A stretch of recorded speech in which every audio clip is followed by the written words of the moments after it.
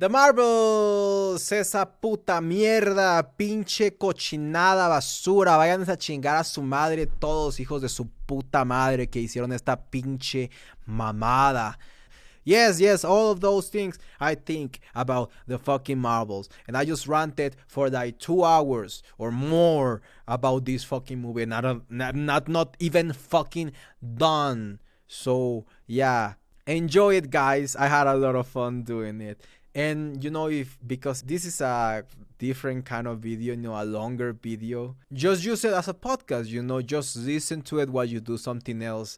Trust me, you're gonna enjoy it anyways if you don't watch it. So you don't have to always keep watching it, you can just listen to it. But let's just start destroying la peor película de superhéroes de la historia. In order to explain everything wrong with the Marvels, I have to do it chronologically, because if not, my ADHD is just gonna go boom boom with so many things that go wrong in this movie, sometimes at the same time. And let's just say I don't want to lose more brain cells that I already lost watching this piece of garbage. This piece of mierda. But before we get into that, órale, hit that subscribe button with a machete if you have to. And for those that don't know, or those that are new to the channel, YouTube have recently demonetized me. Technically because I live in Mexico and I think that they hate Mexicans. Not gonna lie, okay? So TLDR, they stole $600 that I earned with my effort. Literally putting myself on the line, almost killing myself for my dream. And they are stealing $600 from me and demonetizing my channel at the same time. So fuck you, YouTube. If you want to support my work, go to my Patreon, please. The link is down below. Now let's get into the video. Before we actually start destroying this piece of basura, basofia, there is something that bothered me with this movie that probably didn't bother much people elsewhere, because most people that follow me are from America, but this is a problem that I had to deal with because I live in Mexico. Again, fucking piece of shit. And it's the Dobs. The dub in Mexico, for some reason, in the past years, because this is something that didn't happen in the past.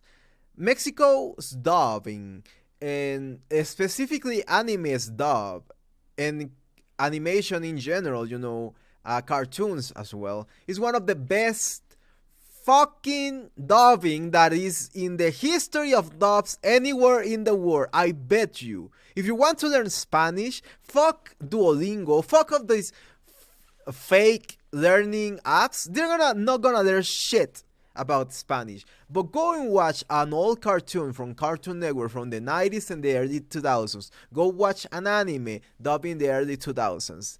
Latino dub, not Spanish dub. Don't go there. Don't go. You don't want to hear the fucking Spanish. They are worse. The Spanish dub is something that is so real for Spanish speakers anywhere. Like, literally, it's so real. But the Mexican dub was always really good. Until I don't know what the fuck happened. And it gets me fucking angry. Because I love dubs. I love watching Latino dubs, specifically the ones from anime, because they are really good, and they are still really good for anime. For some reason, the quality control is still fucking good. But for some reason, anything that comes from America or from, in English speaking language, the dub is so fucking horrendous. For the past 10-15 years, I don't know how much time. And this is not about the voice actors. It's not the voice actors' fault. I always say that. Why? It's because the thing that I have an issue with is the actual fucking translation. How do they fuck translation? Everything seems to be translated with either ChatGPT or Google Translate, or the English abilities of a fucking toddler. My God. And it gets me angry, because in Mexico they don't fucking care about the English. They just don't care. ask any Mexican, that is not me, that actually loves the language, if they actually care to learn English, or do they actually care about the language. They don't give a fuck. They don't give a fuck about the culture. They don't give a fuck to learn the little inside jokes in English. They don't give a fuck to learn about even the fucking world building or the fucking canon of the movies that you're translating. My lord, it's so egregious. There are scenes that you literally cannot understand, and I am a fucking Mexican that was born here and lived my entire life. The people that did the Dobs are Mexican. They speak Mexican Spanish. And you cannot fucking understand a single thing they say because it doesn't make any fucking sense, because the translation was made with las nalgas. One scene that was in the trailers, by the way. This was in the trailer. This is something that they released to the world, to millions of people, to promote their shitty dub. This scene where Kamala Harris, I don't give a fuck about her name, Kamala Harris, she's, she sees the cat for the first time, and the cat eats a bunch of fucking people. In the movie, in English, she says, "Oh my god," and she says this in a really funny way, in a really quirky way, like if she really felt fucking, scared about a cat devouring some humans right next to her with some tentacles shit. Like, she genuinely seems surprised and scared, and she says, "Oh my god," something like that. Do you want to know what they in Spanish said? God fucking knows what they say, because they say 3 different things. In the first trailer, they say something like, "Oh mi Dios," or "Oh no," or something like that. In the movie, do you know what they say? "Ah, tú sí eres malo," like you are a bad kitty. Like trying to say that that the cat is a bad kitty.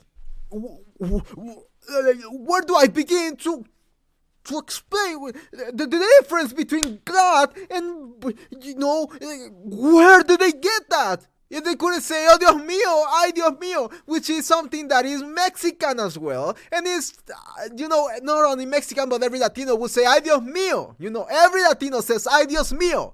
So why don't you just put "Ay Dios mío" instead of "Eso no es un mal gato," fucking shit like that? That's a bad kitty, which makes no sense, because the animals that you say, "Oh, it's a good boy," or you're a bad boy, is the dogs, not the cats.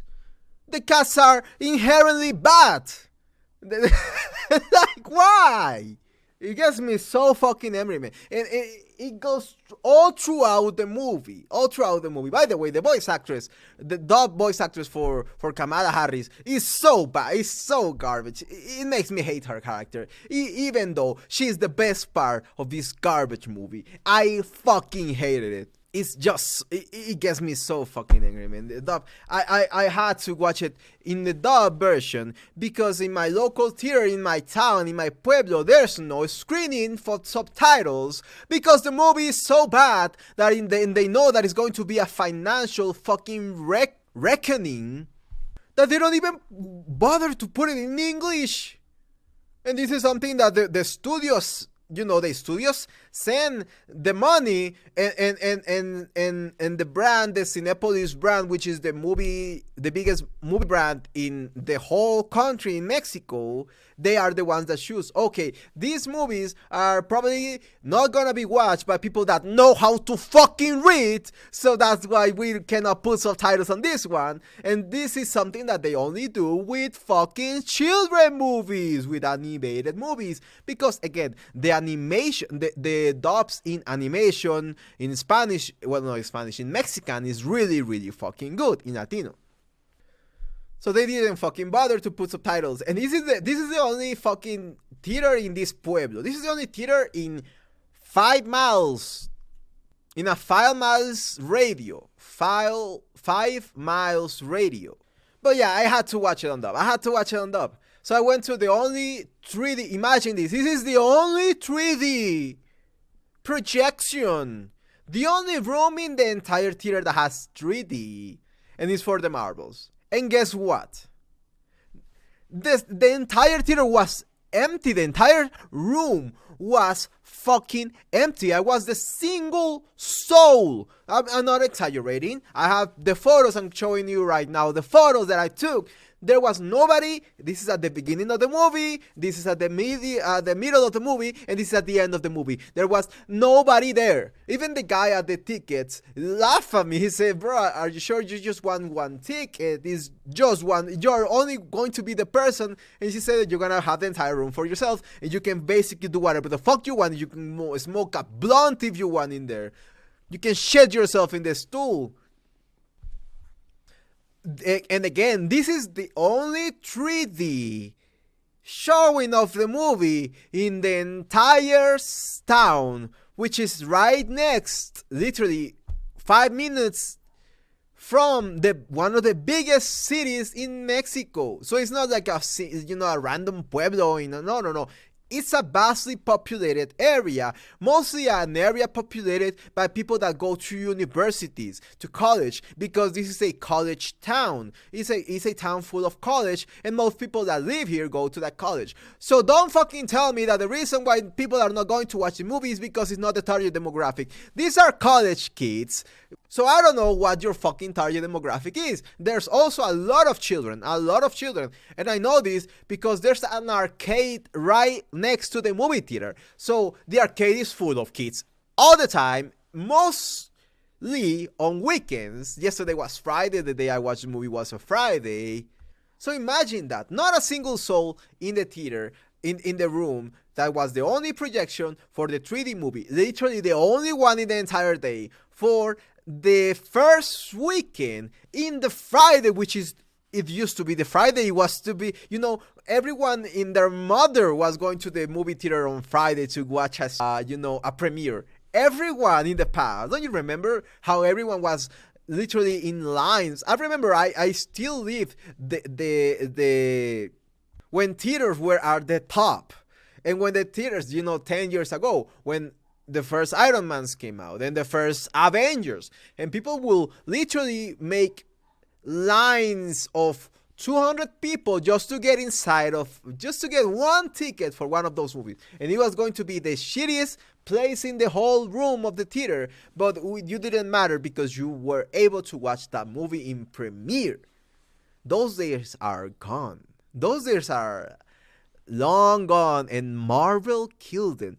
Marvel single-handedly, not even just Marvel, Disney single-handedly, just this, imagine this, Disney, the biggest movie company in the history of humanity, they single-handedly destroyed movie theaters.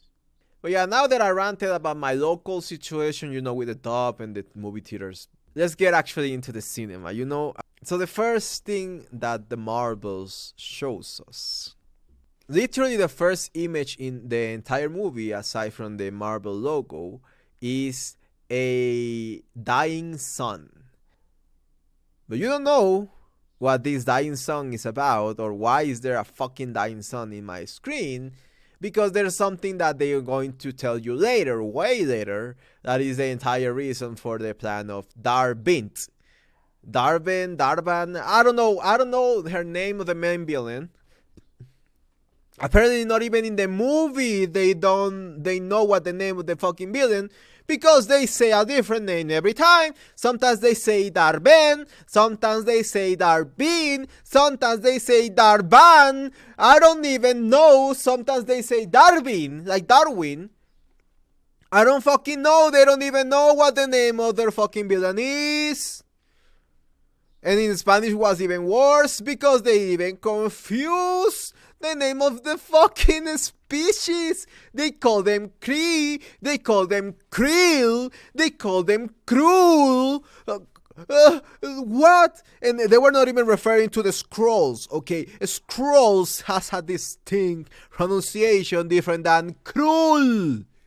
Almost makes me lose my mind when I heard this. And I know this specifically, and I know this because I was trying to make a joke that I wanted to cry myself after watching this movie. But I was like, is it Kree? Is it Krill? Because that would be funnier. I wanted to krill myself like the fucking meme. Or is it Crew? No, it's the Kree. The Kree. So the Kree son is dying. And that's the entire motivation for Darbint. So the Kree son is dying, which is something that they're going to tell us later. And then we are shown some spaceships going through a wormhole, a worm's asshole, and they get to a moon. They don't specify, by the way. Remember how, you know, some people complain that in these movies, oh, they always put, you know, the tag at the of the bottom left part of the screen. They always put this like explaining where we are. And people complain about it because sometimes it's really stupid to do it, because most of the times you know where you are. But in this case, where first of all we don't know who these people are, and we don't know where they are going, well, we don't know where they are, so might as well just put that they are in the moon. But no, they are not in the moon. They are in a random other different moon, although it looks like our moon, because, you know, these people are creatively bankrupt and they think that all the moons, they look the same as our fucking moon. So we are introduced to our character Darbint. I'm going to call her a Darbint because she's a spoiled bint the entire fucking movie. So Darbint is there. We don't know her name. They don't say her name. We're just supposed to guess that is Darbint. You know, they don't introduce her. It's clear, abundantly clear. There was an entire 15-minute scene right in the beginning of the movie. We're supposed to explain who this bitch is. The only explanation that we get of who she is a flashback to a movie, to the Captain Marvel movie at the ending. Something that it was not even showing the Captain Marvel movie, so it's just literally a reshoot, basically. They just try to add, out of nowhere, trying to add a origin story to this character that we know nothing about, that we care nothing about, and they don't even care enough about her to explain who, why, or where, or when, or what the fuck she is. So our first broken character, Darbint. Wait, is Darbint? Wait, there's no fucking way. It's literally like Darth Vader. So they literally rip off the movie Spaceballs. Okay, I'm gonna get into more detail because I recently watched Spaceballs, funny movie. So Darbint, oh my god,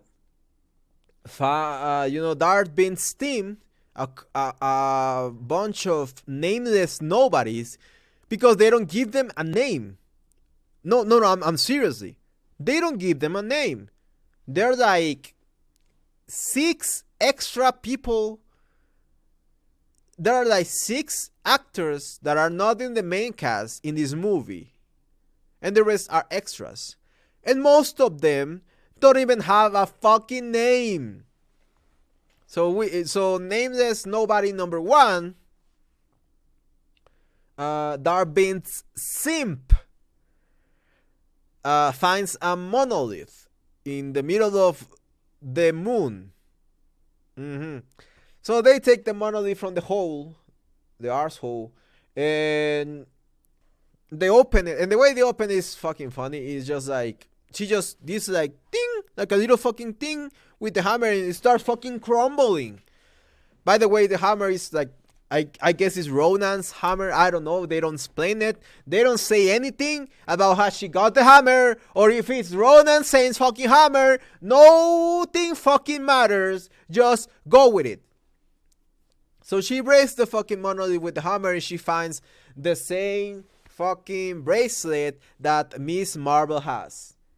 How is there another bracelet in the middle of space? Don't know. Do they explain it? Nope.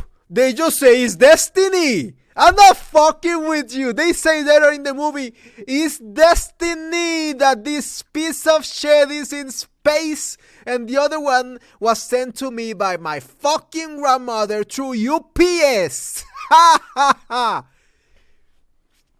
My God. So stupid. And you know, it is the same, but it doesn't have the same powers. It doesn't have the same powers, and it has powers that are not even related to it. It absorbs matter or energy or both. I don't know. I don't know. They don't specify, because there's a point on in the show where Miss Marvel hits her with matter, and she absorbs it as well. So it's not only energy, all right? So they don't even know how it functions. It's just sometimes it sucks energy and sometimes it doesn't. And sometimes it sucks matter and sometimes it doesn't.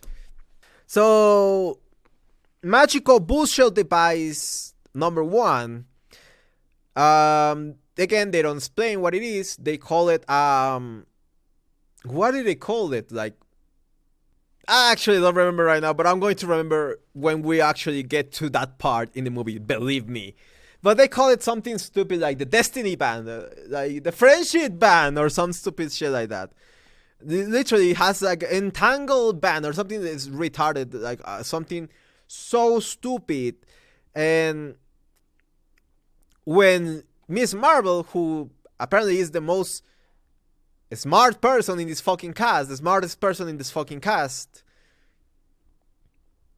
so Miss Marvel asks, what is it then? And Captain Marvel says, I don't know, it's a myth. She says, I don't know what it is, it's a legend, it's a myth. So it doesn't fucking matter. So they don't, so the writers don't know, the characters that are in the universe don't know, the fucking Darbint that found the bracelet doesn't know, because she just found it.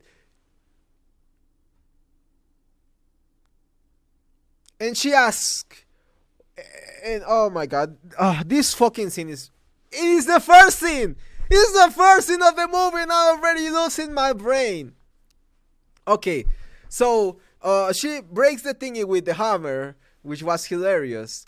And you know, it crumbles, the whole monolith, which is solid rock, just fucking crumbles.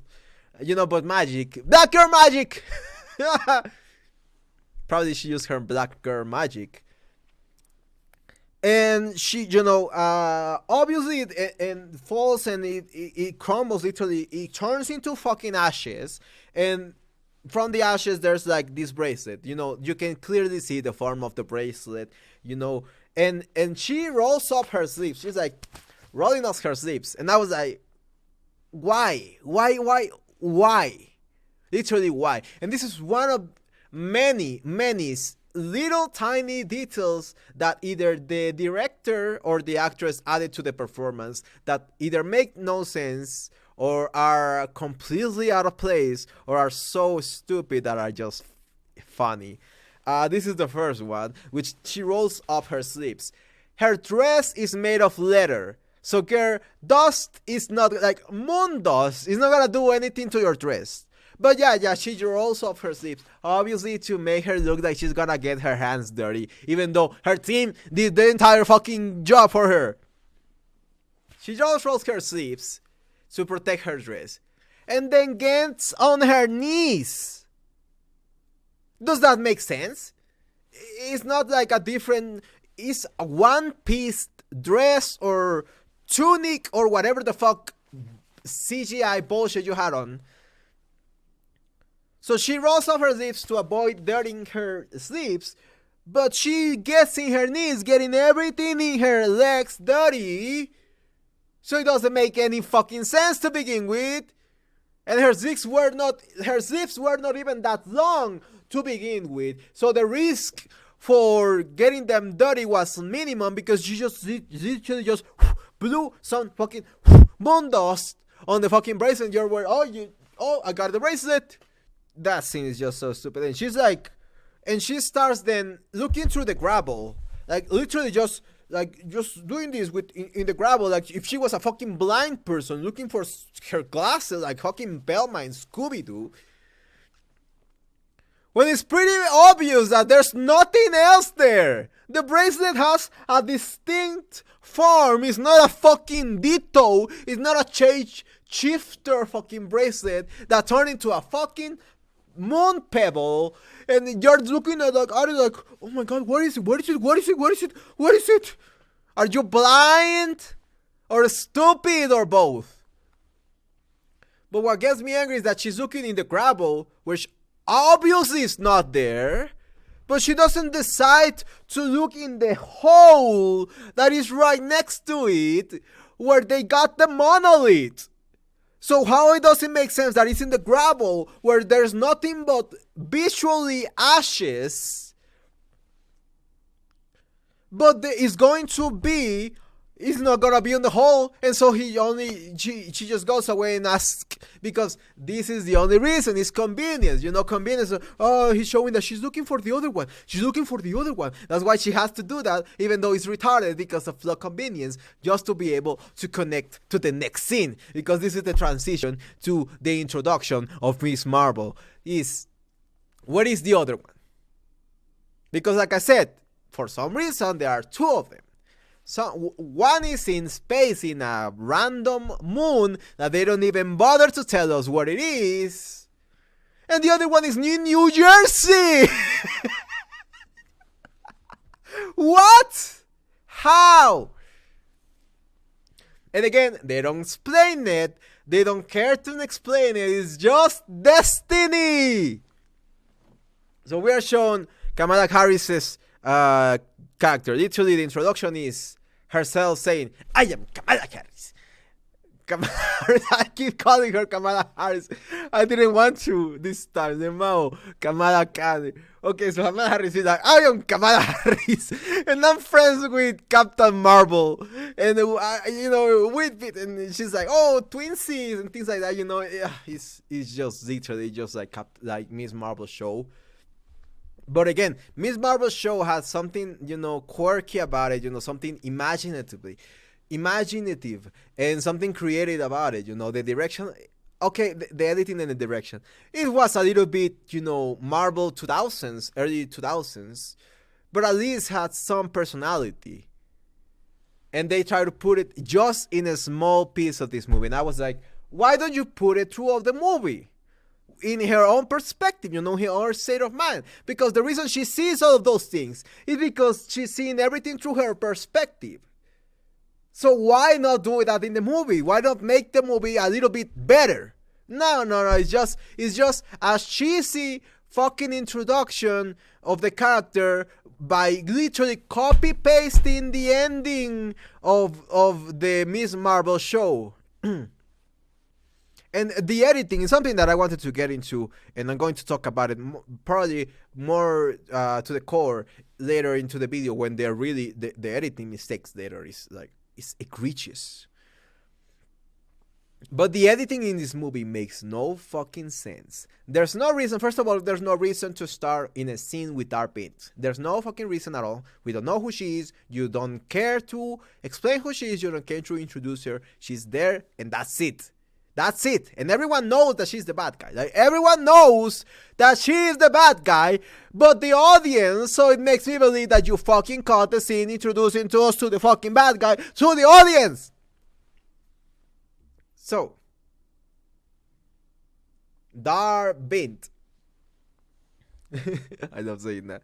So, Kamala Harris, is in her bedroom, daydreaming about Captain Marvel sucking her dick or something. For some reason, she's in her suit. In her own room, doing homework.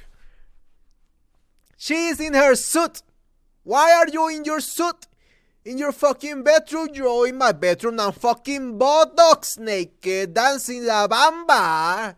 Not in my fucking suit and tie, about to go to, you know what I mean? Why would she be in her suit? Like, everyone here is conveniently already in their fucking suit. And I'm gonna talk in just 1 second. The same thing happened with Captain Marvel in literally the next scene. So we get the final scene of the Miss Marvel show where she's like, you know, in the comic and whatever, and then suddenly her thing starts to shine, and she's like, what the fuck? And then she's like, do something with her powers, and they switch her rule with Captain Marvel. Captain Marvel is like, what the fuck? Where am I? And she starts looking at all the posters. Bro, the levels of obsession that this girl has is unhealthy. I've seen BTS ARMY fans that are more healthy and more balanced than this crazy bitch with Captain Marvel. And the first thing, obviously, that Captain Marvel does when she goes to the room is like, sees a picture of herself, she's like, what the fuck? Although she completely forgets and is like, okay, and she goes downstairs on the Khan's home, doesn't even ask any questions, doesn't ask, like, what the fuck is going on. She's like, okay, yeah, it's nice to see you, sorry about it, she goes. And that's the end of the beginning of the introduction of of Miss Marvel. Title scene. A few moments earlier. Literally. A few moments earlier. What the fuck? The title said a few moments earlier. Why don't you put the scene earlier in the movie than later? Because of the fucking, and you only put it there because of the fucking transition that it looks like a reshoot. You were like, what is the other bracelet? Oh, he's in fucking New Jersey.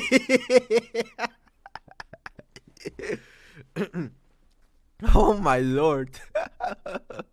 We are just 10 minutes through the movie.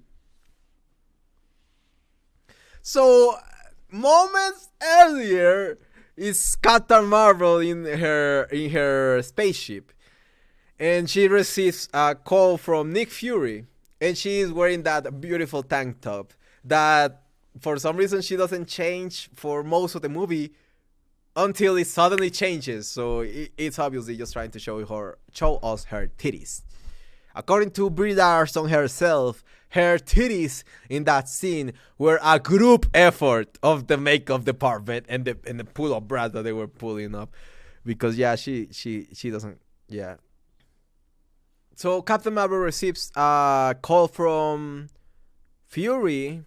She's with her cat Goose, which I didn't say about it anything because I never watched Captain Marvel first, but Goose is a pretty retarded name for a fucking dog.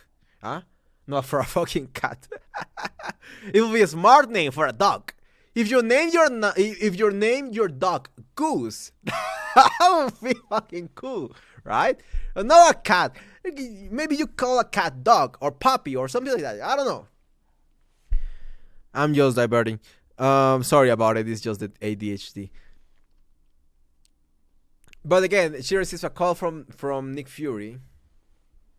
She's with Goose, and she's like, Carol Danvers, girl power, girl boss of the universe, something like that, she says.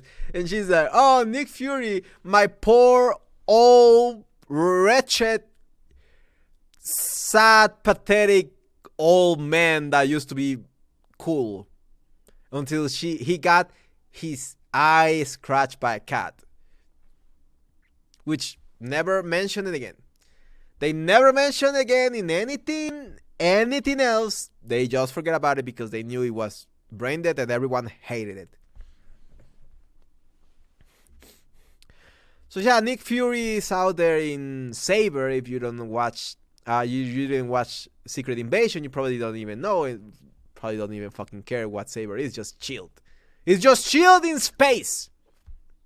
That's what Saber is. Chilled in space. Wow. So they're in the space station and he's investigating some wormhole shit. Some shit about the wormhole. I don't remember, bro. I saw it in 2 different languages. in both languages it's called different. So I'm just gonna call her the worm's asshole, and that's it. So they are experiencing. So they are investigating the worm's asshole. And apparently there's a worm's asshole right next to Captain Marvel, and there's also a worm's asshole right next to Nick Fury's satellite or whatever word, the space station, dyslexia, space station. And Monica Rambeau is out there with some people, and they are doing like quirky things with their hands, which is stupid. If you know anything about moonwalk, if you know anything about spacewalk, you will know that spacewalks last like 8 hours or more. And you have to be out there 8 hours or more, all doing it with your hands and carrying yourself with your hands. So you don't have time or energy to be doing quirky jokes with your hands, like or do it shit like that. You wouldn't be doing. Literally, they're doing hand poses to try to, like, portray what they're saying to make it quirky or funnier. It has nothing to do with spacewalk. But the person that are in the spacewalk are Monica Rambeau. Which, why would you have your why would you have your main scientist in a fucking spacewalk? Whatever. Whatever. Don't think about it. Don't think about it. She's a genius. Don't fucking think about it. She has to do the spacewalk. No, it's not that spacewalk is an incredibly demanding physical activity. Not only that, but two other morons, nameless nobody number 2 and 3, which is like they serve no purpose to the story. Later we're gonna talk about it, don't worry. But you will learn later that they are not supposed to be here. They're literally, when you watch the movie and then you watch it again, you're like, wait a second, why are these motherfuckers out there in the spacewalk? Monica Rambeau, okay, I guess she can see light. Her power is that she can see light. It's not that every human being in the fucking universe and every creature that has the ability to see is because they can see light. Who?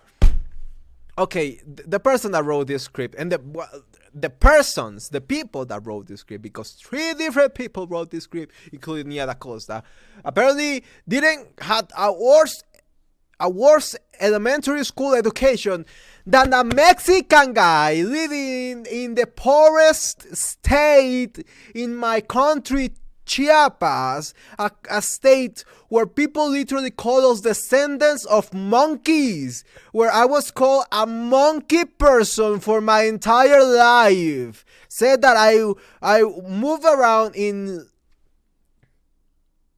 lianas like fucking Tarzan, like a monkey kid. And you're telling me that these people don't know basic fucking physics? Makes me so fucking angry, man.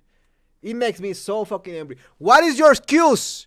Is because you are black that you don't get good education? You live in the best country in the world, bitch.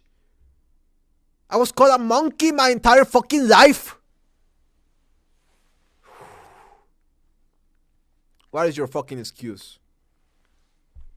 It's just people that are lazy and stupid. That's it. They call themselves oppressed. They say, oh, we are oppressed. No. You are stupid and lazy. That's what you fucking are, bitch. Oh, my Lord. Oh, sorry about that. It's just that sometimes I just lose my fucking mind. That's why the channel is called The Angry Mexa Motherfucker. So, yeah.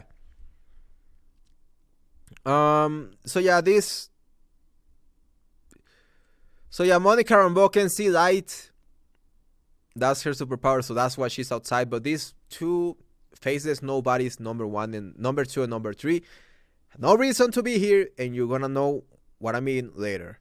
But yeah, they are just there because they are tokens. They're basically tokens. You're never going to see a single white person alone in the screen that is not Captain Marvel. Although you fucking know that Brie Larson in her insides identifies as a black woman. Fuck that. You know that shit is how she feels inside. That's why she has no problem being the only white person in the screen. Oh my god. No, and people were saying that it's no woke, it's no work. What the fuck are you talking about? Did you ever saw a single white person that was not a villain in the movie? Or that was not fucking Captain Marvel? No, they're not. They're not a single one. They purposely said, "Oh, you're white, get the fuck out of there. Oh, you're white, get the fuck out of there to the back of the line. You are an extra now. Oh, you're black. Oh, you're in the front of the line. Oh, you're brown. You look Palestinian or Pakistani or whatever the fuck you are, Middle Eastern. Oh, you go to the front of the line. Oh, you're kind of brown, but your name is Sawi. So it's just a fancy name to say Sawi. Fuck you." Literally. And that's what I mean when they say they are the racists. You know, the liberals, these fucking liberal these fucking liberal morons are the racists. Because they literally were showing people and choosing them for the basis of the race. But whatever, we're gonna talk about the racism in this movie later. Or we talk about black girl magic.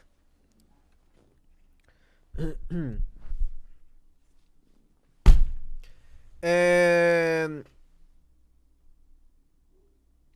yeah, so 15-20 minutes into the movie, I don't even remember. We haven't even been introduced to the actual fucking by the way, here the dub was also really bad. They didn't even know what to say in this part. And I know this because they changed it many times in the trailer as well. Like 3 different things that's said in this specific moment. But whatever, Veronica Rambeau is outside. Somehow she starts like I'm not kidding. Like somehow the transmission where, like, you know, the channel where Fury is talking to Captain Marvel gets like confused or something with the one that is talking to Monica Rambeau, just to have this really awkward, terribly acted, terribly directed scene where Monica Rambeau is like, literally that's her. Literally she's like, I don't want to talk to Aunt Carol because she killed my mom. So yeah, so this really awkward scene, and Carol Danvers is like, I don't give a fuck. Literally, her face is like, I don't give a flying fuck if I kill your mom and I haven't seen you in 24 fucking years, even though I told you that I was gonna come back soon. She literally gives 0 fucks. Like, she's literally like, her face barely changes throughout the movie, and people were saying like, no, they made her more likable.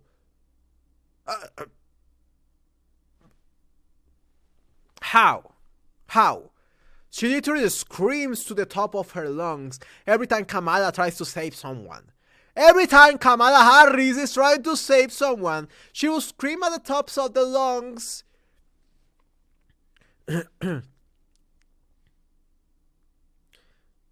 She will scream at her and treat her like a fucking moron. So I don't know what the fuck are you going off.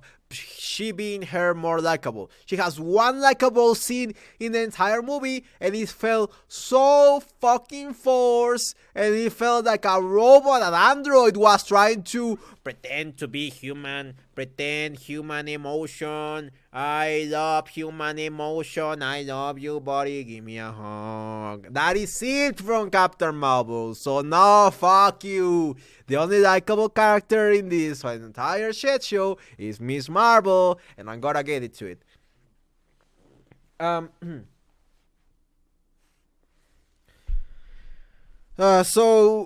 Jesus. So yeah, they had that awkward scene, and they lost transmission now when it's convenient, obviously, because this entire movie is plot convenience after another. So yeah, Monica Rambeau randomly decides to touch the the thingy that is doing. Yeah, because if you find an anomaly in the fucking space, that is breaking the entire space continuum or whatever. You find an anomaly, an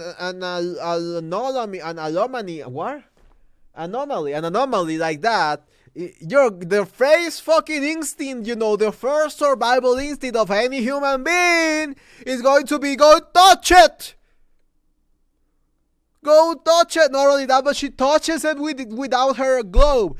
She fucking Caspers out of her fucking suit to touch it with her powers. And coincidentally, at the very same fucking time, Captain Marvel is like, in what is obviously a reshoot, by the way, Captain Marvel is touching the same thing at the same time, and then, shoom, the entire conflict of the movie borns out of nowhere.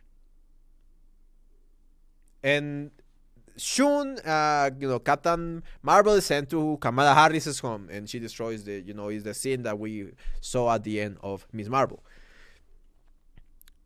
And soon, Monica Rambeau gets, and this is something that I don't understand, that they literally don't know anything about the basic physics, literally basic biology, basic science that they teach in elementary school than people from Mexico know more about. Because Monica Rambeau gets shoots from the warm asshole to the moon where Captain Marvel is. Okay, Captain Marvel is a god. Captain Marvel can breathe whatever the fuck she wants, can breathe through space.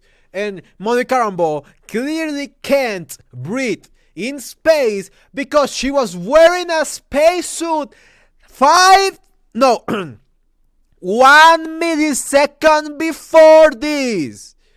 So 1 millisecond before this, she gets shoots out of her fucking spacesuit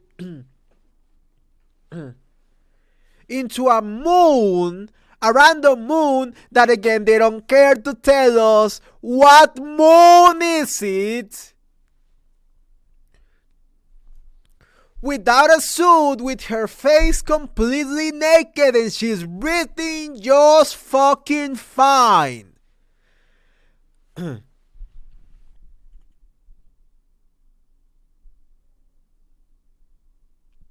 What the fuck happened? Like, How is she surviving? How is she surviving anything? How is she surviving without breathing? Remember how she got her powers? She walked through something. She walked through something that was shiny. That's how she got her powers. Did her powers make her a god? An immortal? So you become an immortal by walking through something that shines? She walked through the energy of the dark hole. So she would have the powers of the fucking dark hole, not the powers of light. Why does she have the power of light? And how does light, or being able to see light, like makes you be able to breathe in space? Which she can't because she had a fucking suit on her. Although it makes no sense because when she comes out of the suit, becomes intangible, then the fucking suit, when you become intangible, the fucking suit is no longer, surrounding you. So how are you breathing anyways? No, but for real, like, no, think about it for a second. Let's think about her powers, because one of the most brilliant things about the entire movie is that the powers are made by people that are genuinely retarded. I don't like using that word. I think that word is offensive to some people and it gets really people angry. I don't like using that word, but I'm gonna use it right now because that fucking word is the perfect description to the powers of the entirety of the movie. It's fucking retarded. No, I'm not talking about the switcheroo. We're gonna get into the switcheroo later because that is way dumber. But the powers alone from fucking Captain Rambo, whatever. You know, she has the power of seeing light, although she doesn't. You know, she does, but that's not her power. Her power is just being untangible. You know, which is not controlling light, it's controlling matter. But let's just say that she can turn matter into light. That would be the best description, the smartest description for someone that actually went to fucking elementary school of her powers. Her power is not see light, okay? Her power is not see light. She has the power. Although I don't know because she has the power to absorb light. Or anything, basically, because she not only absorbs light, but she also absorbs the fucking dark hole. Or bullets! She can also absorb bullets! Not only regular bullets, you know, human bullets, but also space laser bullets! Are probably made of light. So I don't know. So she can become intangible. So she can go through walls and go through people. But when you become intangible, that means that you cannot be your penetration goes to, like, you know, penetration is one of the basic physics rules or something that rule over physical bodies, you know, matter. Penetration is one of that. So you increase your penetration to 100. It's like increasing your opacity to, like, you know, 100. You just become transparent.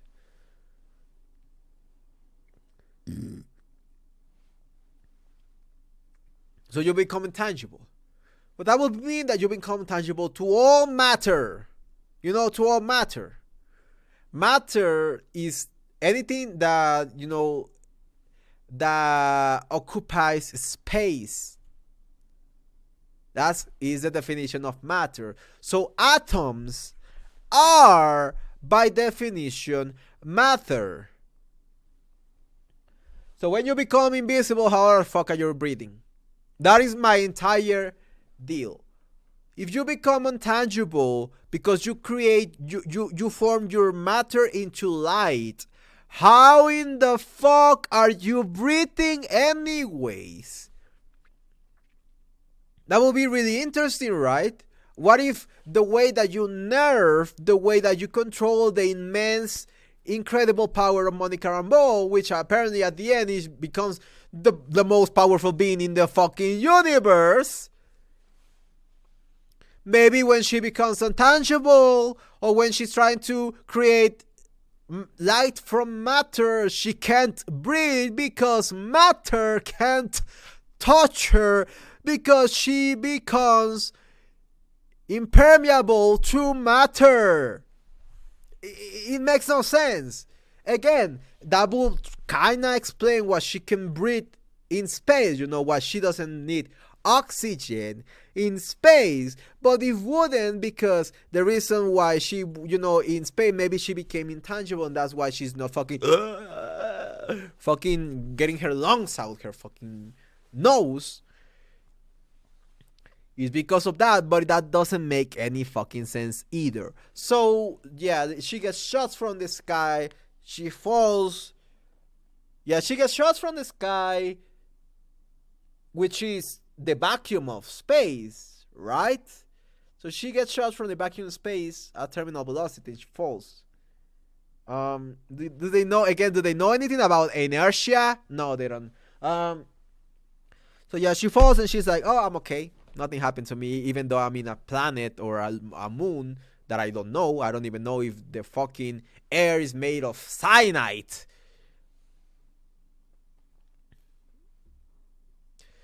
But no, she can just breathe fine. Don't think about it, guys. It's okay. And Captain Marvel is Miss Marvel's home, and Miss Marvel is in the space. But obviously, she has a suit.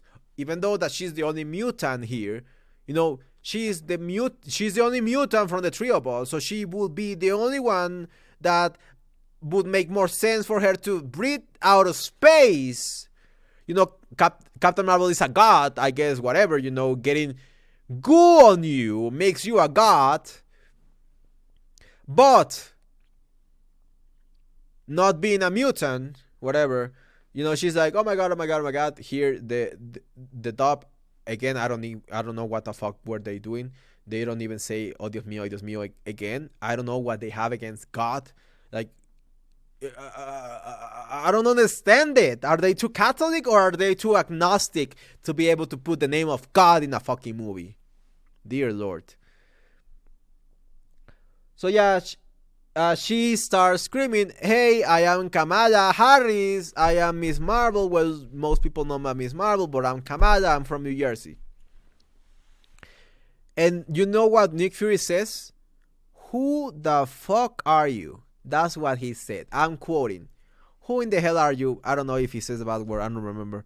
Probably he doesn't because it's PG-13. And the only bad word in the movie is shit. And it's at the end of the movie and it's dumb. But I'm going to get to it. So, yeah. He asked her, who are you? When not only did she just introduce herself to you in the same suit that the other bitch had. So you had communication with that suit. Okay, you had communication with whatever was inside that suit because you were talking to it before. It didn't show you an earpiece. They didn't show us anything, and they were talking to, like, spacesuits have intercommunication on them. Yes, they do. So you were talking to her. She told you who she was, and you still ask her, who are you? Like a fucking moron, because the people that wrote this script are fucking morons.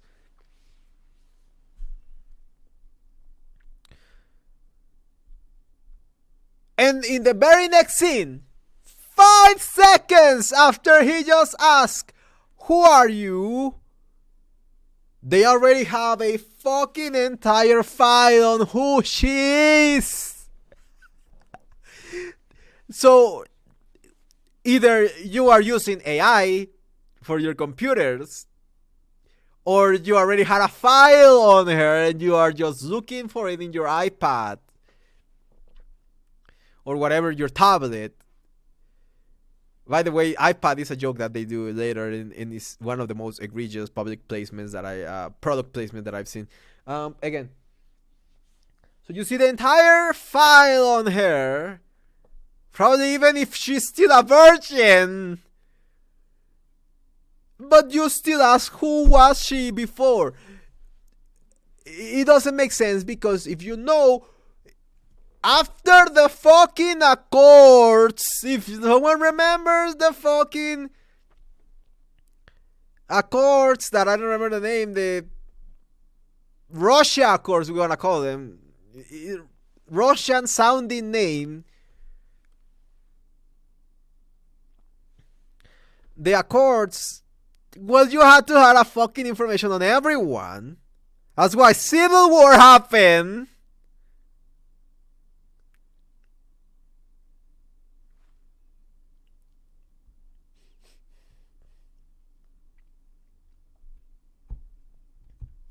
But yeah, why wouldn't you have the information of one of the heroes? You clearly have had the information of every hero everywhere. You even have DNA for each and any one of those heroes, and we saw that in the Secret Invasion, which was 1 month before this, and they already forgot.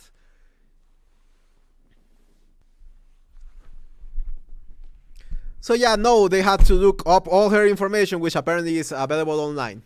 Because Facebook, I guess. Fucking Facebook stealing personal information. Yeah, Zuckerberg is stealing Mills Marvel's naughty pictures. Fucking hell. So yeah, they are in space station, right? So they are like, oh, who do you switch places with? By the way, they don't even show us when they switch places back. Like, they don't show us when they switch places back. They are just back. And they're just having conversations. Again, convenient that they already switched back just to have these conversations that are to move the plot. And Monica Rambeau is like, who is this bitch? And he's like, oh, yes, Miss Marvel. She's like 5'10" and whatever.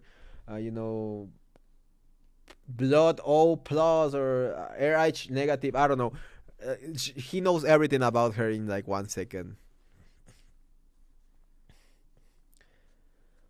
And we get to a funny scene, one of those beautiful funny scenes in the home movie with the family, which is one of the most stupid, unfunny, badly scripted, bad dialogue scenes that I've seen in my life, and it genuinely made me want to Cree myself to become a Cree. But I'm a Cree, I'm a weirdo. But yeah, so yeah, that's the first. And Kamala is talking to her family, and Kamala Harris is talking to her family, and suddenly Nick Fury and Monica Rambeau appear out of nowhere in their home. Literally, they teletransported to their home. They were in a space station, in the middle of space. Do you know how long did it take for a fucking spaceship to get from there to New Jersey? More than just a second, I would believe. More than just a fucking second. More than just a quirky joke that the mom said just to transition into them opening the door for Monica Rambeau and fucking Nick Fury. Brain dead fucking inbred writers. Jesus.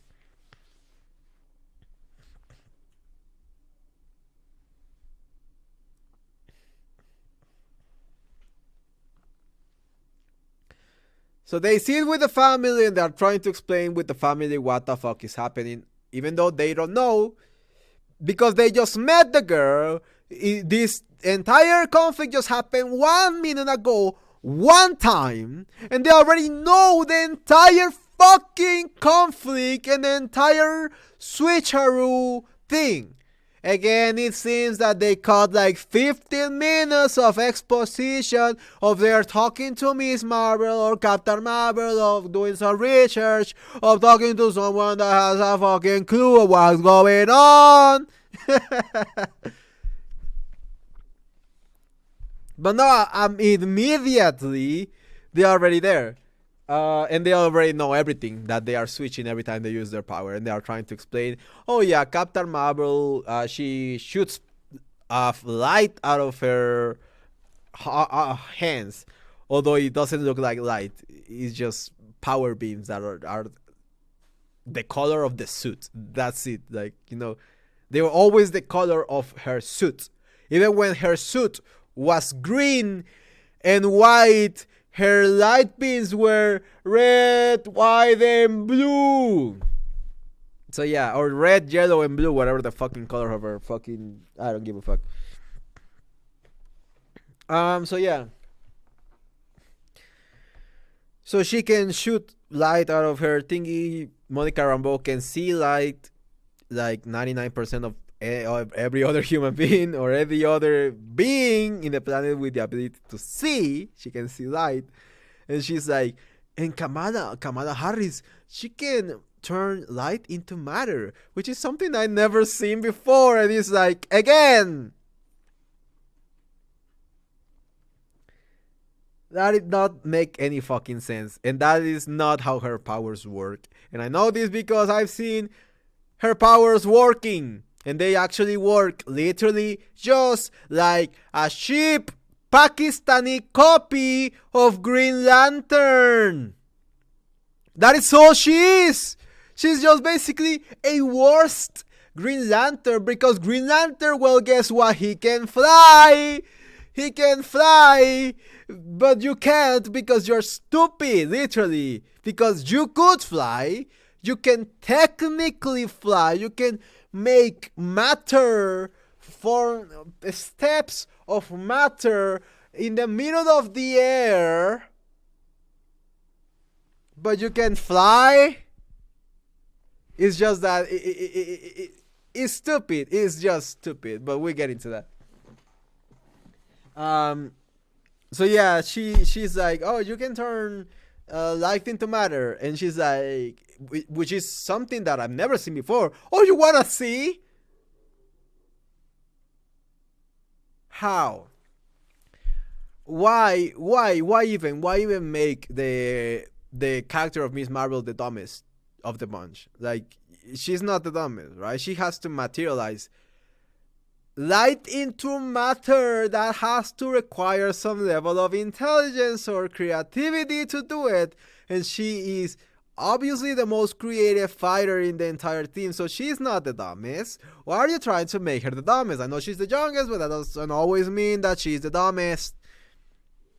So she's like, oh, want me to show you? Even though she already changed positions for like 20 times already, and they already know that they change positions every time that they use their fucking powers. So what the fuck?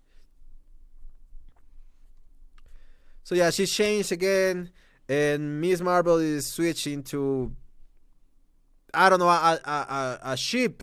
And then they see the cat, and the cat is like eating people, and she's like, oh my god. And that was funny. I genuinely laughed at it because her acting was really believable.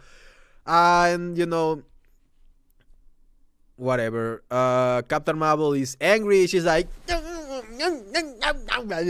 my god, one of the worst pieces of shit acting that I've seen. That's obviously was the director work there. I don't think Brie Larson fucking has a tantrum like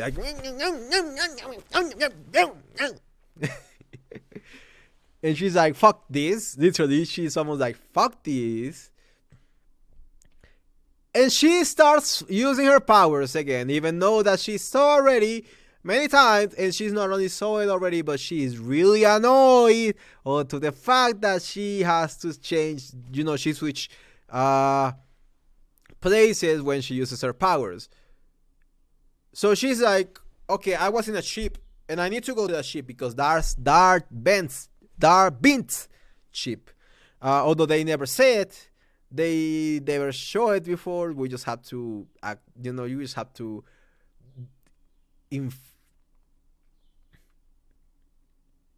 we just have to fucking guess it, I guess. We just have to fucking guess it. Because she shows later in, you know, in that ship. I mean, they didn't even tell us that Captain Marvel went to look for Darbint. How did she know Darbint was there? Nick Fury was telling you about a fucking wormhole thingy that happened. Something that looked like a wormhole, or that had the same energy of a wormhole. And you immediately know that it's Darbint. And you start asking to the Krills, where is Darbint?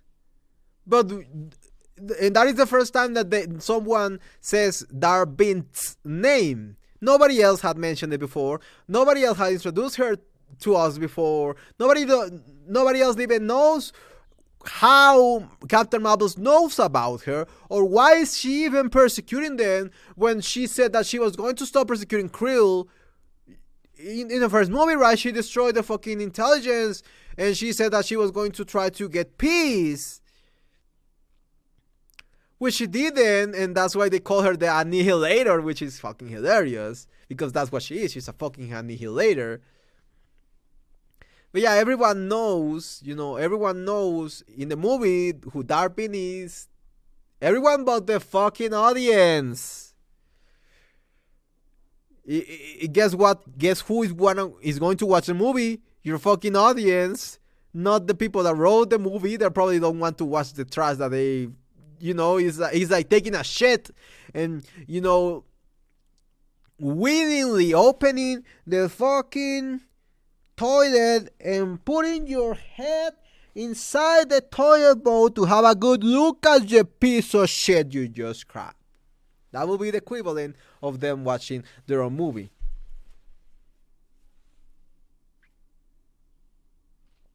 So yeah, when your fucking audience don't know who the fucking main villain of your movie is, and you're just saying her name like it's something that everyone should know who Darbint is. Oh, how do you not know? Like, it's not even in any other movies. It's not even in any other shows. It's not even in any other post-credit scenes. It's not in anything. We never heard her name. We don't know what she does. We just see a hammer and we think that she is just female Ronan, and that's it.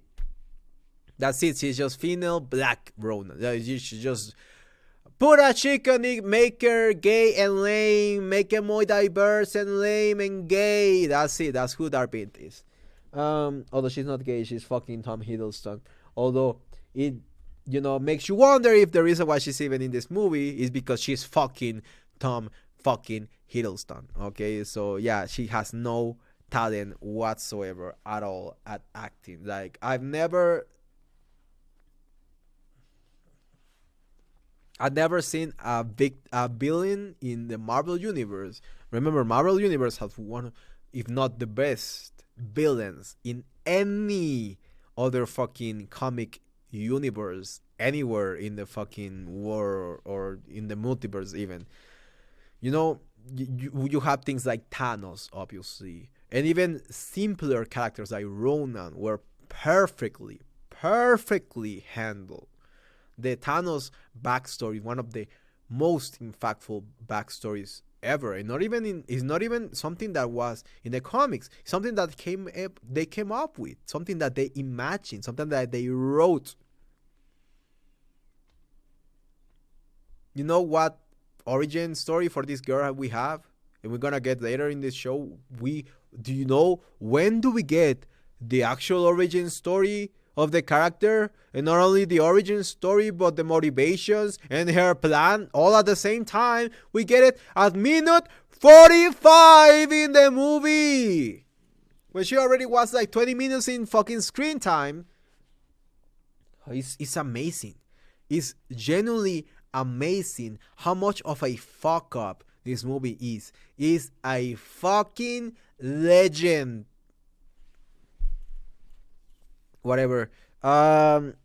I don't even know. Yeah, Darbint is introduced to us. So Captain Marvel is trying to get into Darbint's chip without using her powers, because every time he uses her powers, she switches into Kamala Harris, and Kamala Harris and Monica Rambeau switches into Kamala Harris, or Kamala Harris switches into Monica Rambeau, or it happens like they don't even know.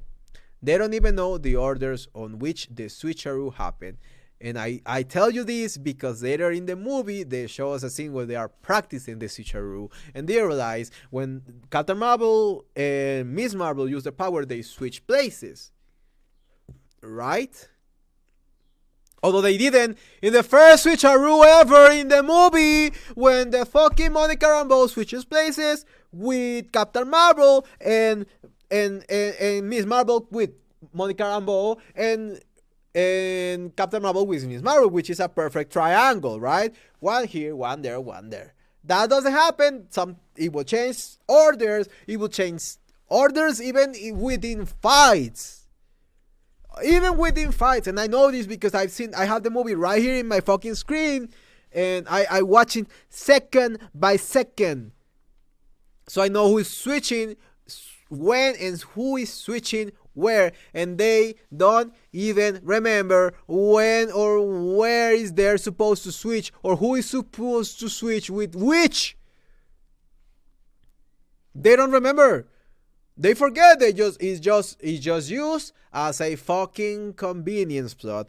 And I've never seen something like this in my life. I swear to God, I've never seen something like this in my entire life, where in a movie there's not only positive plot convenience but also negative, where the plot convenience is not only the solution to the problem but also the fucking problem, because the switcheroo changes and evolves and gets worse or better when the plot demands it. When the plot demands it, they're gonna switcheroo so they can lose. But when the plot demands them, they're gonna switcheroo so it's convenient so they can win. Literally, when they had to show something, they had to make it so the fucking switcheroo happens so the plot is able to continue. How mind-rotted, how creatively bankrupt, how stupid, how bad at reading and writing are you to be able to make that mistake in the only two ways that is possible to happen in a movie? Both. You know, in a movie, it's actually 50%, 50% with convenience plot. You know, it's like, okay, in one scene, it's like, oh, convenience plot is like, oh, it's gonna be making the heroes lose here. It's convenient, right? Although it barely happens in Marvel it used to be like, it was not convenient plot. It was a genuine fucking danger that was after them, that was causing them to lose. Okay, it was Thanos level danger. I was causing them to lose, not fucking plot convenience, and not a switcheroo. So they do the switcheroo every time, and I'm just gonna give you right now and then every time they do it. For example, the examples that do it, so I just get them out of my fucking head. Even though we're not gonna talk about it later because that's not that important. Okay. So first, when they're fighting here. So when they're fighting here, you can see the first egregious thing with the whole thing that doesn't work. It doesn't work when they need it. It works when they need it to do, and it works when they need it to fail. All right. So the first time, it's every time they use a power, right? And then they, like, for some reason, like, they don't explain why, for some reason, they get some reading room where they can use their powers in the most brain-dead, retarded ways before switching. For example, in the whole fight in the living room that most of you already seen, but they actually deleted one scene in particular that was really important, that I know what they took out because it's one of the worst things that I've seen in my entire fucking life. Monica Rambeau is fighting this guy. By the way, Monica Rambeau is a scientist, right? She literally, her name in the canon, or the name they are trying to give her, is Professor Marvel, because she is a scientist. She's a smart kid that wanted to be an astronaut. And when you want to be an astronaut, you had to be the smartest motherfucker out there, okay? So you are not a fighter. I don't even want to look if that bitch went through the military like her mom did. You know, this would make more sense if Captain Marvel was doing it, because she was an actual fighter, and they show her fighting multiple times in the first movie without her powers. Which is really funny, right? Because in the first movie, the entire thing about the patriarchy, oh no, this guy is a patriarchal tyrannist, and he's trying to tell me to fight him fairly without my powers. And I only use my powers to show it to the patriarchy that I'm not in their dominance because I'm a strong woman. Yeah, that's basically the whole thing with the movie, with the villain. That's the entire arc of one of the main villains of the movie, if not the main villain. If you don't think Jude Law was the main villain of the movie, you are sorely mistaken. But yeah, the main villain of the movie clearly was Jude Law and not the fucking AI. And yeah, so Monica Rambeau can beat 3 Kree by herself without her powers, just kicking them. The Kree are a race of warriors. This bitch is a bitch that spent her entire life dreaming about the stars and lost her mom to cancer. I don't think that this bitch is going to defeat people that were raised to fucking fight and kill. People that were born in a civil war, and they have been fighting a civil war. You're telling me that this girl, without her powers, can just kick them?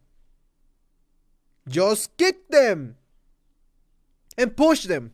She kicks them and pushes them, and she wins the fight. And after that, she does something that I never seen in my entire life. And I think that this is the end and the death of the MCU. This is it, and it's going to come out into theaters and whatever. You can go see it, and you're not gonna believe it when you see it. You're gonna laugh. You're gonna burst out laughing. So Monica Rambeau kicks most of them, kicks them to death, I guess. The parents are putting a dirty wet mop in one of them, like trying to control the Kree, which is like, you are humans, you have fists.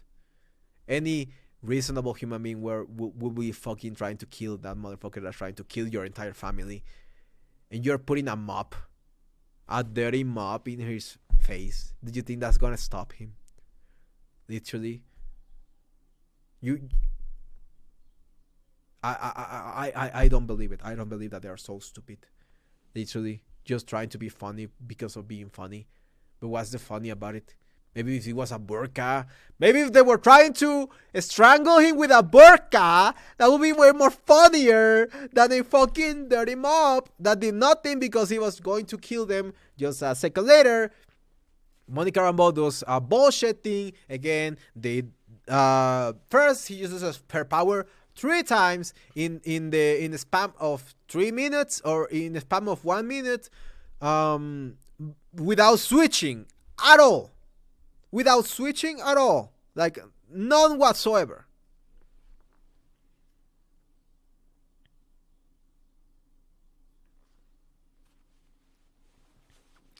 So Monica Rambeau first becomes untangible and grabs the weapon and push the guy and kicks him, whatever. And then the other guy is going to stab her in the chest, and she becomes like untangible again, 2 times.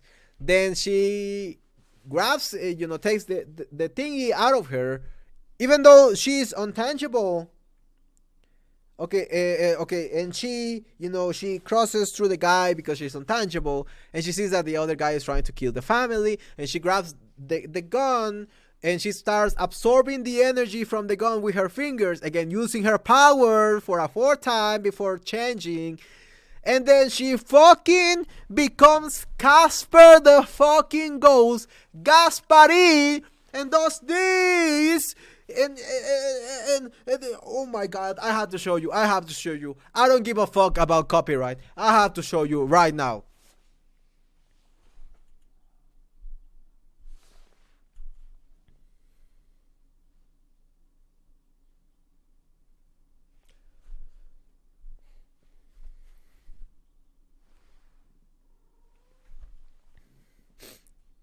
Yeah, but that happens. She does a Casper. Even Casper was better. My god. But she like fucking Gasparin, which is Casper in Mexican, by the way. Fucking Gasparin. She, goes through the fucking guy, and the guy is like, like floating in the air. Like, and it's obviously awful, disgusting CGI. This was one of the fucking reshoots, obviously. And then she comes out of him and punches him with her powers, shoving her to the back and pushing the guy killing her basically, because all of these guys die. They die. They die. They don't show corpses. The corpses, I guess they vanish into fucking dust, but they all die because they show them killing them. Like, they show the characters killing them, or shooting at them at least, or hitting them with like uncontrollable amounts of power, and they obviously die, but they don't show us because it's PG-13. But who cares? They are just nameless nobody. 4, 5, and 6. So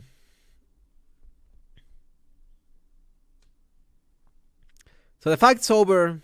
Monica Rambeau didn't even switch with her while fighting. Like, she switched 1 time, and even though she used her power like 6 times without switching. Oh no, but every time like Captain Marvel even dares to fucking do like one single thing, boom, she switches with Miss Marvel. And Miss Marvel is literally using her powers over and over again during the entire confrontation, and barely ever switch. It only switches when it's convenient, and it only switches for comedic effects and things like that. By the way, this is really weird because there's one scene, and I remember this correctly, because the scene.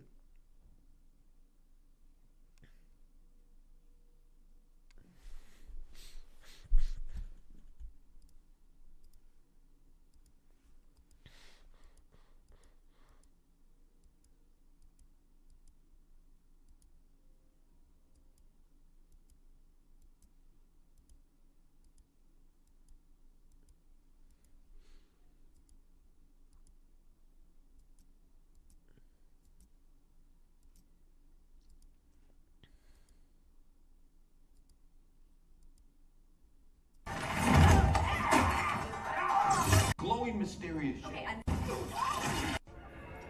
Place in the Kree Empire.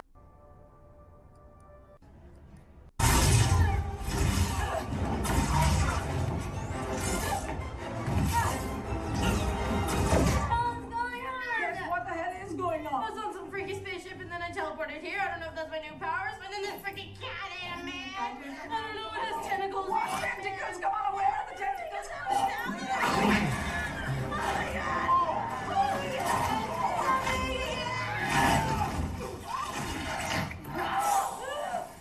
Oh, no. Jesus fucking Christ. I just realized that this movie is so bad that I forgot about many details that are, again, retarded that I apparently missed on this entire thing. That's why I was confused. Like, this makes no fucking sense. Well, it still makes no fucking sense, but at least has some fucking... No, it doesn't make any fucking sense. Okay, so you know, when Monica Rambeau gets shoots into space and she sees the Kree in that place and she's like, "Who are you?" Whatever. They switch back. I don't even fucking remember.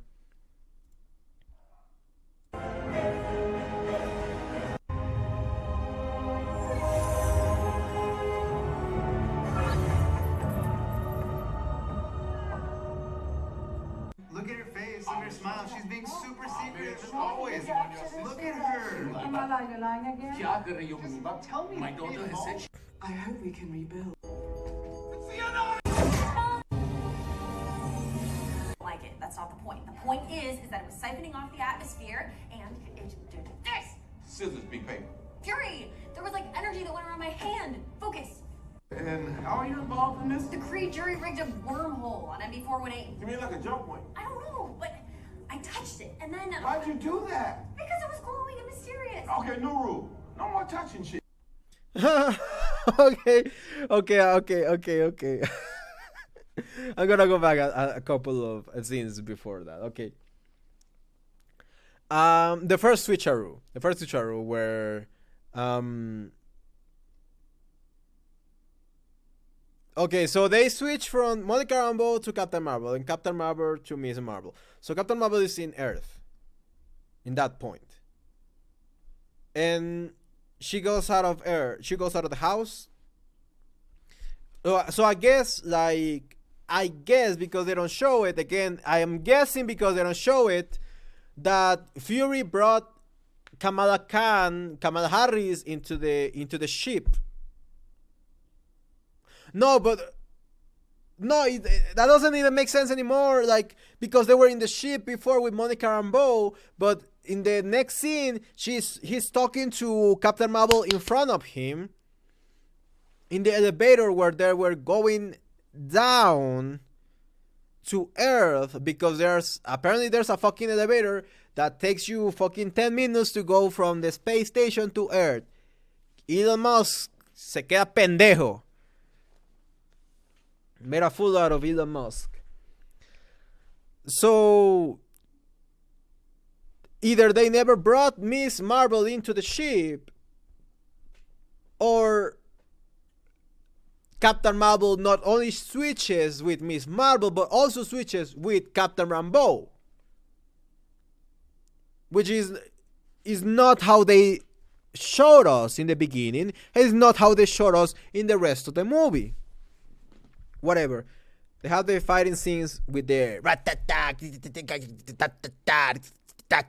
thought that I was in the trailer. No, that is in the movie, and it's longer. The song, by the way, is worst. Not only that, the music in this movie, which by the way was composed by a woman, obviously, is one of the most brain-dead, worst pieces of music in a movie that I heard in my life. B movies that were made in a fucking synthesizer by a guy on drugs are better than this fucking piece of garbage that we got. It's not only the most generic piece of shit, it's basically an amateur composer that doesn't even know how to use tropes. She doesn't even use tropes. She doesn't use the Captain Marvel trope. She doesn't use the Marvel trope. She doesn't use the Nick Fury trope. She doesn't use any of the fucking tropes of music. Fucking moron. And we get into the final scene, because in the music in the final scene is the worst in the entire history of movies ever. In the entire history of maybe any movie ever. And I'm going to explain you why later when we get to the final fight. But if she fucks even the final fight, the most important, the most, the peak of the emotion of your movie, what do you expect of the rest? Whatever the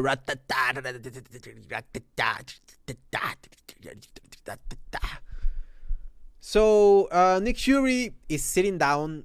Most of his scenes are sitting down. I don't know if the actor is tired of walking. He's not that old, come on. But he's fucking sitting down every scene. Even his fucking fight scenes, he does it sitting down, just like in fucking Secret Invasion. Sit down then, you fucking lazy pig. Oh my god.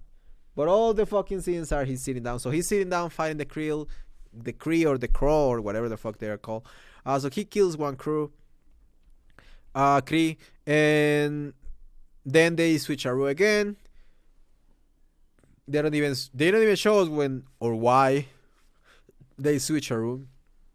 They don't even show us when or why they switcheroo. They don't show us them using their powers again to be able to switcheroo again, even though they already finished fighting and using their powers again. So I don't even know how Ms. Marvel came back from this chip where Captain Marvel now is scolding Nick Fury in one of the most funniest pieces of trash dialogue that I've seen in the movie. Don't you love how movies, when they are not self-aware, that in their own dialogue completely destroy their own narrative of their movie, and they basically say, oh, this narrative's stupid. Nick Fury says, and I quote, I was on some freaky spaceship and then I teleported. Carol Danvers, or Karen Danvers, whatever her fucking name is, Karen Danvers is trying to explain how she got the switcheroo thing, and she's like doing like this. When you see this,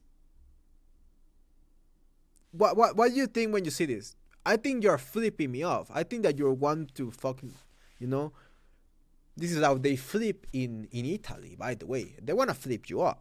So she shows this to Fury, saying that something was coming out of her hand or something like that.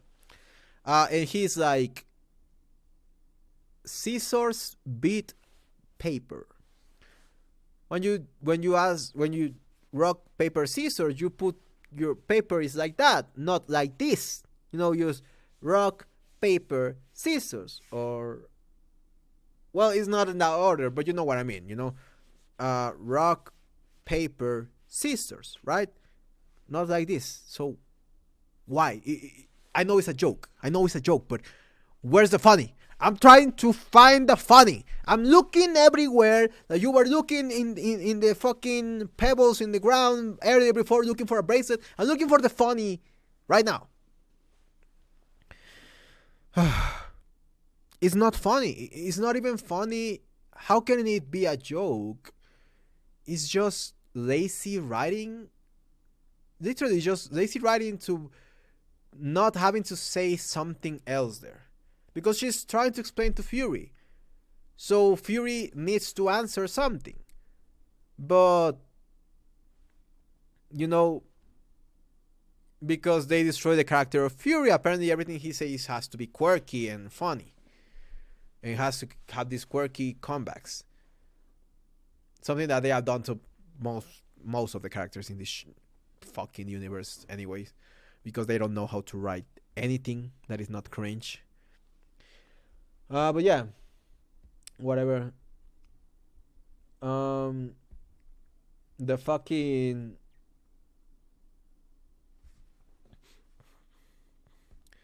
Yeah, so he says, scissors beat paper, and I lost my soul there. But I didn't think that I was gonna lose my soul even more after what she says. And she says, there was a wormhole there, and literally she says wormhole. They don't even use their own fucking nomenclature or vocabulary for their own bullshit shit. And...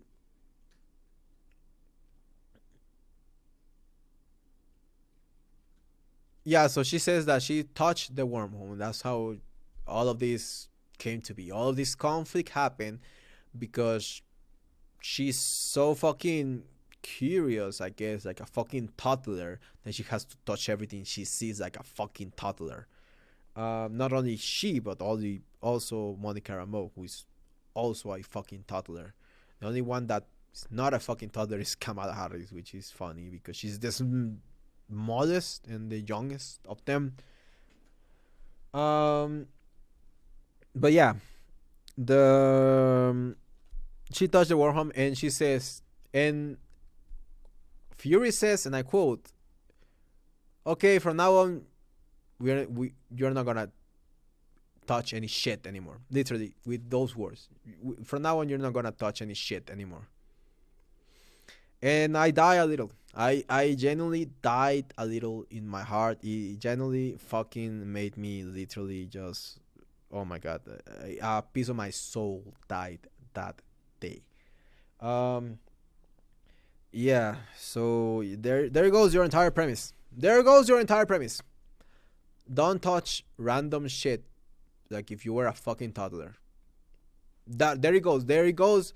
The solution, their entire conflict, their entire argument for the conflict is that all of these people are fucking toddlers. That, well, the people that wrote the fucking script. You know, a movie is as smart as its writers.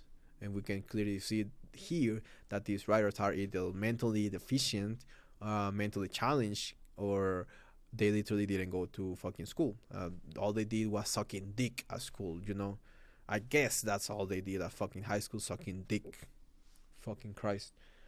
Because it's just one of the most basic things. Like, you really have to try really hard to not read a single good book in your life to be able to write this hard. To be able to write this bad. Literally, you have to genuinely try to read only fucking Stephanie Meyer books. Only Twilight. And I read Twilight when I was a kid. I liked reading Twilight when I was a kid. And I didn't grow up to be a fucking moron. Okay, Stephanie Meyer has better writing than this bunch of toddlers. Whatever.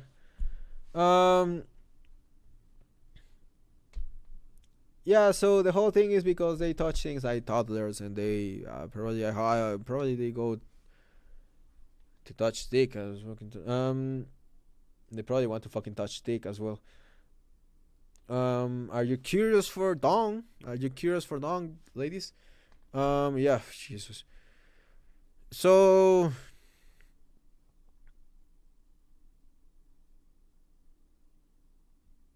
you know, they are explaining the whole thing, and you know, Miss Marvel is a fucking moron, so she switches back into Captain Marvel. And Captain Marvel is like, I had enough of this, and I had enough of this switcheroo. I don't want this switcheroo to happen anymore. I'm tired. angry. I am frustrated by the whole switcheroo thing. And you know what she does next? She uses her powers again. She uses her fucking powers once again. Even though that she knows because she showed that she knows when she was about to use her powers, and she's like, I can't because this is switcheroo. So she can't use her powers, so she beats people by hand. But then she uses her powers again after she knows that her powers provoke the fucking switcheroo. So she flies up to the sky.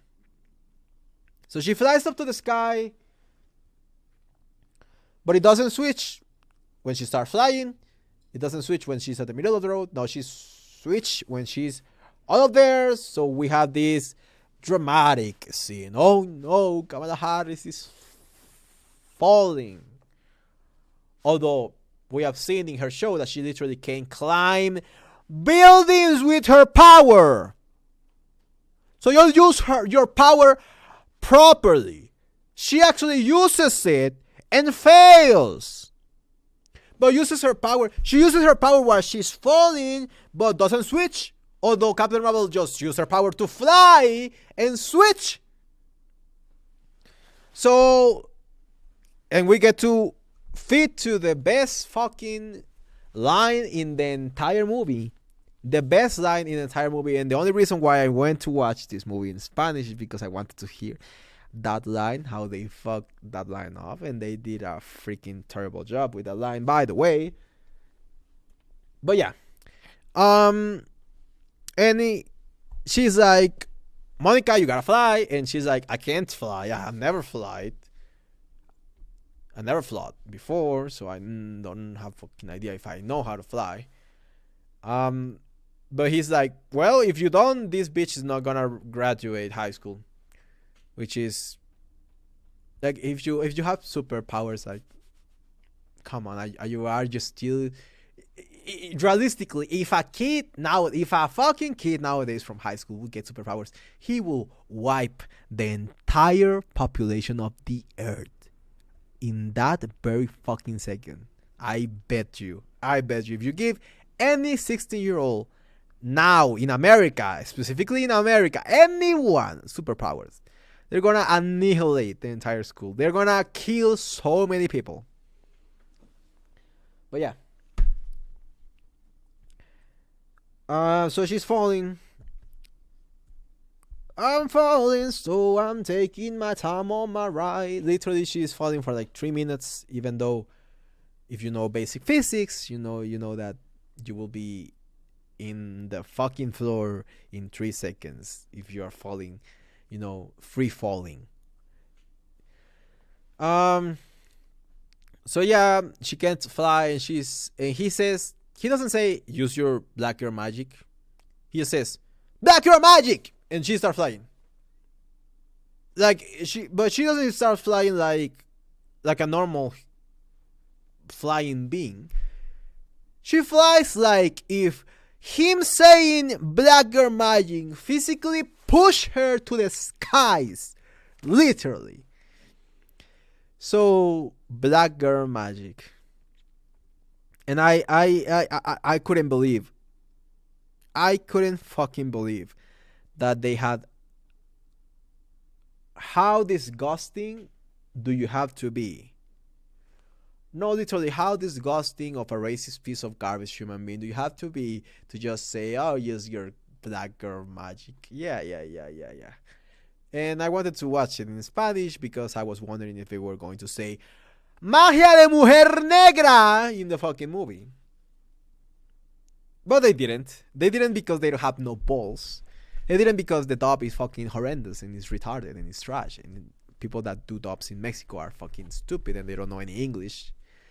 They are really stupid and they don't know any fucking English. They know English from elementary school that they learn, and they are fucking toddlers that use ChatGPT and fucking, I don't know, Google Translate, Lingui. I don't fucking know what they use to translate this piece of garbage.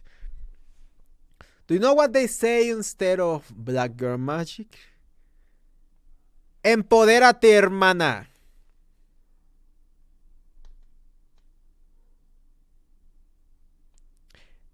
empower yourself, sister. How is that even a faithful translation? How is that even a faithful, literally?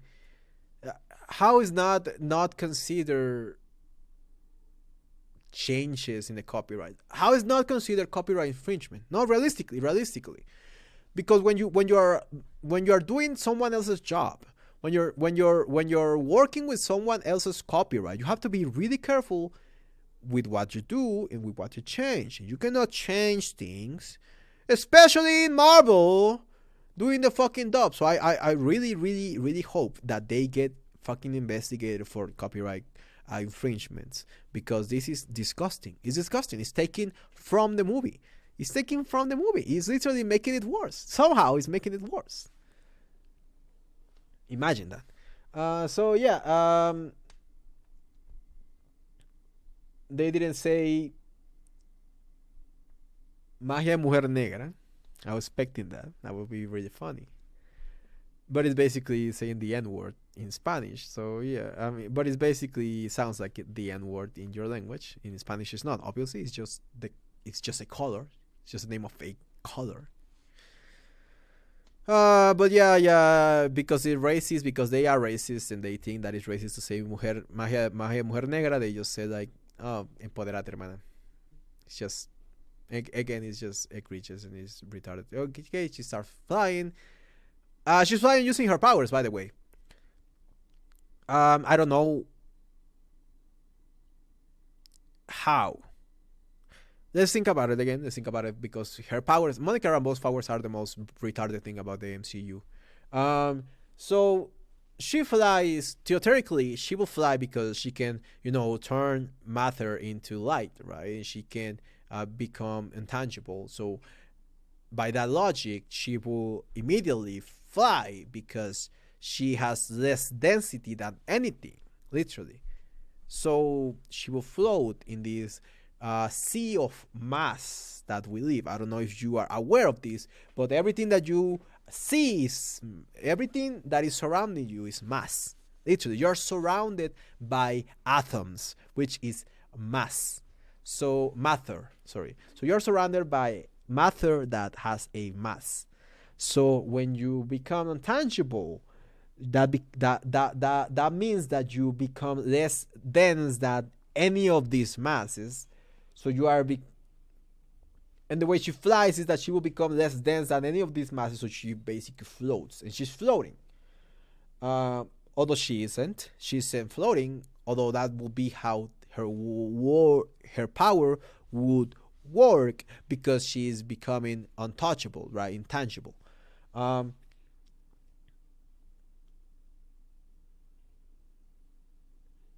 no, because she can also propel herself. Even though she's untangible, she can generate energy to, no, it's not energy. It's not energy. Propellers are not energy. They, propellers or rockets that we have nowadays, they work on fire. Fire is matter as well. The whole reason why rockets work and the whole reason why we can fly is because we are expelling matter at so much velocity and force that is so powerful, that force that we throw in the matter, that we can fucking fly to space. That's how propellers work. They throw matter. They don't throw energy. They use the energy to generate potential force, which is something that every engine does. So first of all, then she doesn't make matter into energy or into light. She's just a ghost. She's just a fucking ghost that has fucking Iron Man rockets in her feet and hands. So she is intangible, and that's why she can fly, because she becomes like a little bit more transparent in the film. Like with CGI, they make her more transparent to allude to the fact that she is untouchable. And that's why when she tries to grab Kamala Harris for the first time, she just flies straight through it. So now she's on top of it, and she's falling. Kamala Harris is falling, you know, not faster because we are falling at the same speed. Everyone falls at the same speed when it's free falling. Okay, that is basics. Again, basic physics, but they don't know.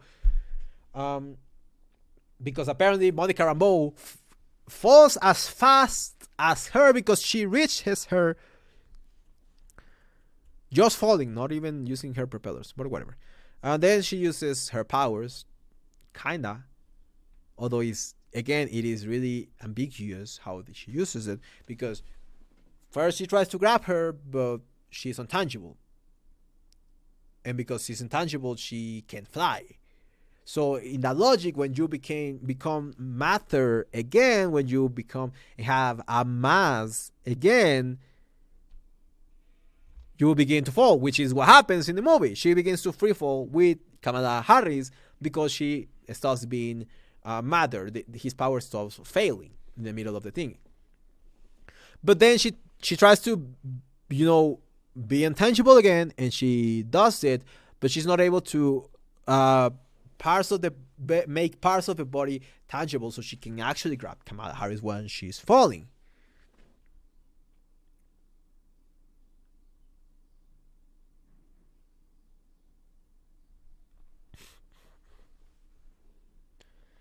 And at the end, when she's about to make it happen, when she's about to, not only carry her but make her rest of the body intangible, which is again stupid, because if you are just intangible, just a part of the body, the rest of your body just still has way more density than the rest of the mass and the matter that surrounds you. So you will start falling unless you have propellers.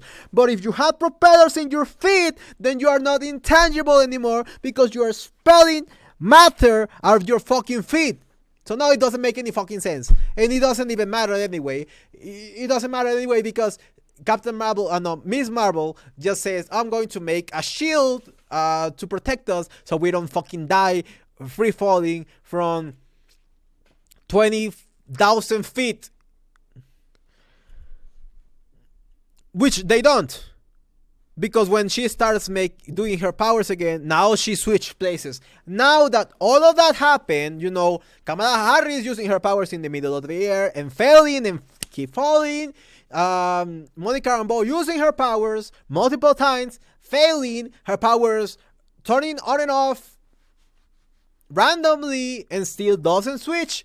With Kamala Harris, which is right next to her, wouldn't they be switching? Wouldn't it make more sense for them to be switching at the same, at that time?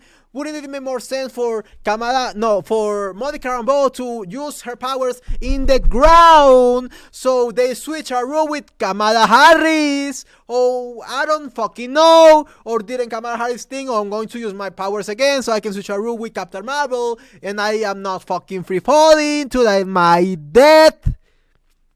But no, they only use their powers when they're about to die, and she's like, I'm going to use a shield to save us both. And she uses a shield, and then immediately switcheroos the two of them.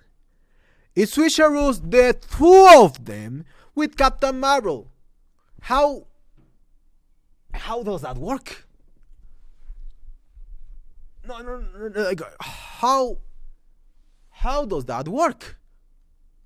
Because in the entire movie, in the entire rest of the movie, and in the entire sequels of events, and in the entire trailers, and in the entire whatever scenes that we had before, they only could change to one person, because that makes sense, right? It's not like Captain Marvel equals two persons, so now they can switch 1 to 2. It's not like that. It doesn't function like that. Atoms don't function like that. If there's some quantum entanglement happening here, it would all happen like that. There's not an equivalence. Alchemist and shit like that. It doesn't happen like that. It's basic fucking matter. Matter doesn't create or destroy itself. It just transforms. So the same amount of matter of the switcheroo will have to go to play. So Captain Marvel will have to be a fucking fat bitch of the size of Lizzo for that to be able to happen. But it doesn't. So they switch both of them. Obviously, plot convenience. Again, plot convenience. So they are introduced to Darbint. Although they don't know who Darbint is. They don't know where they are. They don't know if these people are enemies or friends. Kamala Harris doesn't even know who the Kree are. Monica Rambeau barely knows probably who the Skrull are.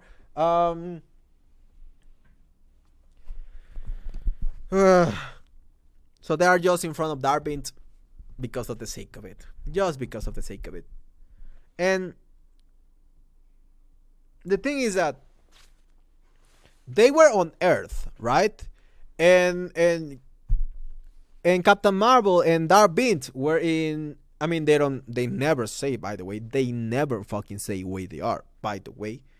We had to guess it. So they are in Darman, I don't know, the country where there are some refugee krill or what. And that is it for the first part of my review of the Marvels, or more of my rant about the Marvels. And I'm not fucking done with that. Tomorrow is coming part 2. Bro, this recording was like 6 hours. I've been screaming at a microphone for like 6 hours. I'm really tired. But thank you so much for watching. And see you tomorrow for part 2. Remember to like, subscribe, comment down below what you like or hate about this movie. And see you in the next one, primos. Bye.